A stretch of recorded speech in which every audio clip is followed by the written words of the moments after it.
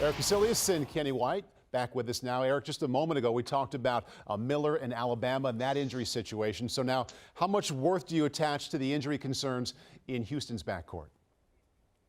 Not a lot, because there's a big difference between. I'm sorry, Kenny. Go ahead. No, go. You're in there. Go ahead, Eric. All right. Look, there's a big difference between saying I'm 100% playing and I'm 100%. You know, the playing at the end of that sentence changes the entire meaning. You know, I'd like to hear, if I'm a Houston fan, I'm 100%, but that's not what we're hearing. We're hearing I'm 100% playing. And they have two guys that are in that boat. And Sasser did not look good after that injury. And you know, I mean, both of you were both terrific athletes in college. This is a spot. Groins and hamstrings, they linger. They don't get better overnight. It's not something that you can necessarily just sort of, you know, therapy or rest or shoot up and get out there. This is something that's going to affect them. So all I know is Houston, who got drilled in their conference tournament final and didn't look great in the opening round, they're not right.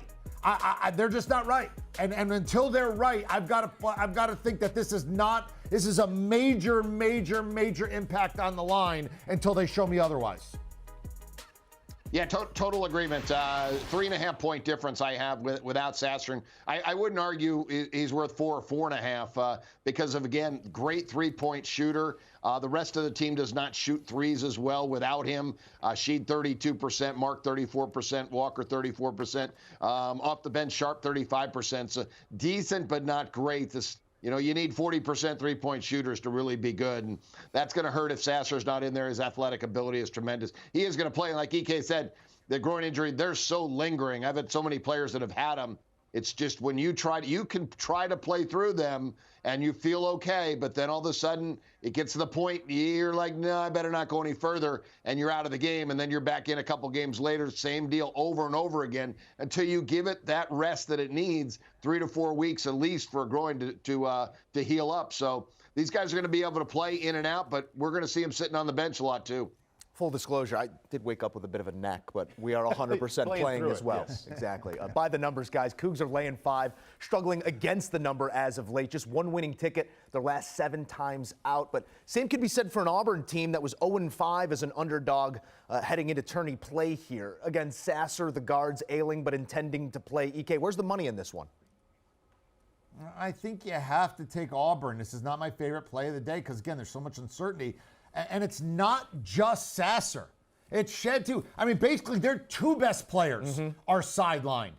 And Auburn has some athletes that they bring to the party, and they're well coached. Bruce Pearl knows what he's doing and knows how to get a team ready for a tournament game way back before Auburn, Tennessee, Wisconsin, Green Bay. Like, this guy knows how to pull an upset and how to motivate a team. So I think that I'd take the points here. Again, not my favorite play, but until Houston shows me otherwise, I have to be concerned.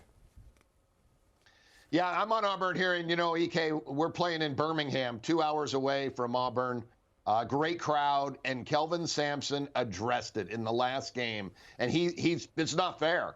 We're a 1 seed and have to play on the road. And he goes, we're playing on the road in the second round. That's how good the crowd is going to be. He knows it, and he's addressing it to his team. He's making an excuse. He's already building it in. It's going to be a great crowd today. They're going to be fired up. And if Sasser is not on the court more than 20 minutes in this basketball game, this Alabama team has enough athletes. They've played a great schedule in the SEC. They've got confidence. They're going to press. They'll press. They'll do everything they can to make their way. So I love Auburn here today. Do you want a sports network that delivers everything that matters about the game? The highlights, the picks, the instant analysis, no yelling, no fake debates, no politics. Hit the subscribe button and never miss a moment.